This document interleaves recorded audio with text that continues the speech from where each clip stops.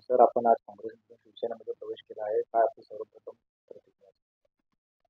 माझी प्रतिक्रिया अशी आहे की काँग्रेस पक्षाची सध्याची स्थिती बघता कोणाचाही पायपोस कोणात राहिलेला नाही.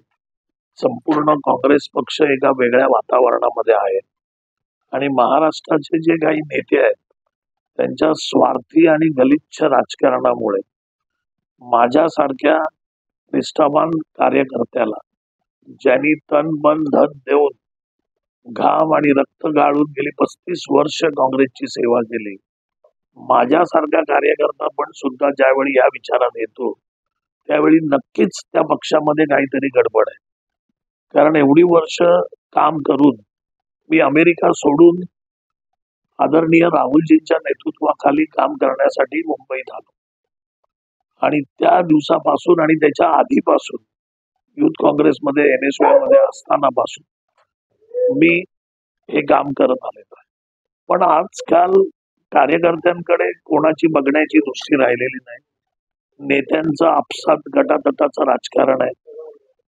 कार्यकर्त्यांकडे कोण बघणार आणि त्यांच्या व्यथा कोण ऐकणार?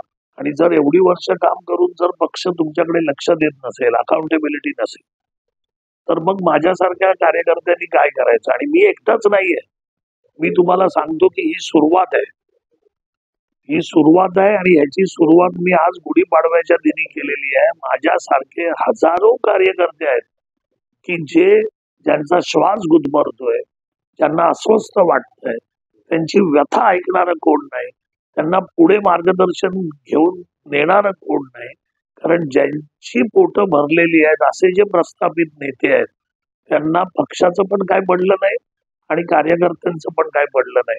आणि म्हणून मी हा निर्णय घेतला की महाराष्ट्राच्या विकासासाठी जो मुख्यमंत्री दिवस रात्र झटतोय त्यांच्या बरोबर आपण जाऊ आणि कार्यकर्त्यांच्या शब्दाला जागणारा मुख्यमंत्री म्हणून त्यांची ख्याती आहे. आणि मी त्यांना आज नाही, शिवसेनेत असताना, अगोदरच्या शिवसेनेत असतानापासून ओळखतोय. त्याच्यामुळे एक कार्यकर्त्यांच्या पाठीशी उभा राहणारा, गरजेला मदतीला धावणारा आणि त्यांना पूर्णपणे सक्षम बनवणारा असा मुख्यमंत्री या महाराष्ट्राला लाभलाय. आणि म्हणून मी जो निर्णय घेतला की त्यांच्या बरोबर जाऊ आणि महाराष्ट्राची आणि देशाची सेवा करू. सर, महाविकास आघाडीची कुठेतरी आघाडी आता सुरू होत आहे. त्यावेळेला तेवढ्यामध्ये तुम्ही आता पक्ष सोडून शिवसेनेमध्ये आलाय. काय वाटतं आता तिथे आघाडीमध्ये? मला वाटत नाही की महाविकास आघाडीची आघाडी जी होते, कारण जर आघाडी असती तर 48 जागा जाहीर करण्यासाठी एवढा वेळ लागला नसता. एक, आता काँग्रेसच्या परंपरागत मतदारसंघ जे आहेत सांगली आणि भिवंडी, ते जर शिवसेना घेत असेल आणि शिवसेना आणि NCP जर उमेदवार जाहीर करत असतील तर याच्यापेक्षा काँग्रेसचं दुर्दैव ते कोणतं? त्याच्यामुळे हे वाटत नाही की ही आघाडी राहील. वाटत नाही की या आघाडी असताना पण या आघाडीतले पक्ष एकमेकाच्या उमेदवाराला मतं देतील. कारण वरतीच मत ऐक्यता नाही आहे तर ते वरचं पाणी खाली झिरपतं, तर खाली कार्यकर्त्यांमध्ये ते पाणी कसं झिरपणार?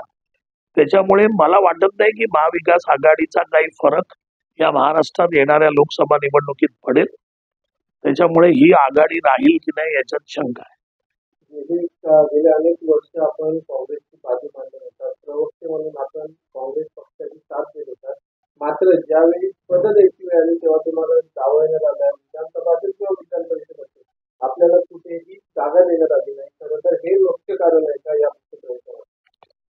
मुख्य कारण तसं त्याच्यातलं एक कारण हे असू शकतं जे तुम्ही म्हणालात, पण ते मुख्य कारण असू शकत नाही. कारण शेवटी राजकारणामध्ये ज्यावेळी एखादा कार्यकर्ता येतो त्यावेळी त्या कार्यकर्त्याच्या अपेक्षा काय असतात की बाबा पक्षाचा मी ब्लॉक अध्यक्ष बनावं, मी गटप्रमुख बनावं, मी शाखा प्रमुख बनावं किंवा मी जिल्हाध्यक्ष बनावं, मी कॉर्पोरेटर बनावं, असतात ना.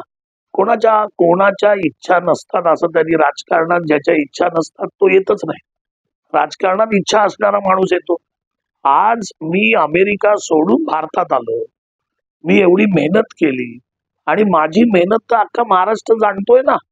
मी दिवस रात्र विरोधकांना अंगावर घेतलं, मेहनत केली आणि मग एवढं केल्यानंतर जर माझ्या पक्षातले काही नेते, मी सगळ्या नेत्यांना दोष देत नाही, माझ्या पक्षातले असे काही नेते आहेत की जे स्वतःच्या गलिच्छ आणि स्वार्थी राजकारणामुळे माझ्यासारख्या असंख्य कार्यकर्त्यांची गळचेपी करतात, त्यांचं राजकीय करिअर उद्ध्वस्त करण्याचा प्रयत्न करतात. आणि अशा नेत्यांमुळेच माझ्यासारख्या कार्यकर्त्याला जर पुढे जायचं असेल तर मार्ग बदलल्याशिवाय दुसरा माझ्याकडे पर्याय नाही. कारण हे जे नेते आहेत हे महत्वाच्या जागेवर बसलेले आहेत आणि ते काँग्रेस पक्षाला संपवतायत. माझ्यासारख्या अनुसूचित जाती जमातीच्या बहुजन समाजाच्या कार्यकर्त्याला संपवतायत. आणि हे नेते जोपर्यंत आहेत तोपर्यंत या कार्यकर्त्यांची पण प्रगती होणार नाही. आणि अशा प्रकारचे नेते आहोत बाकीच्या पक्षांमध्ये दुसरी आणि तिसरी फळी जी आहे नेत्यांची ती तयार झाली. आज काँग्रेसमध्ये अजून पहिलीच फळी आहे. असे किती नेत्यांना त्यांनी सडवलंय. त्याच्यामुळे हा निर्णय मला घ्यावा लागला. याचा हेतू की फक्त ते पद मिळवणं नाही, पण जर तुमची वाटचालच रोखण्याचा प्रयत्न होत असेल, तुमची कोंडी करण्याचा प्रयत्न होत असेल आणि त्याला दाद मागायला तुम्हाला उत्तर द्यायला कोण नसेल, मग तुम्ही काय करणार? हा सगळ्यात महत्वाचा प्रश्न.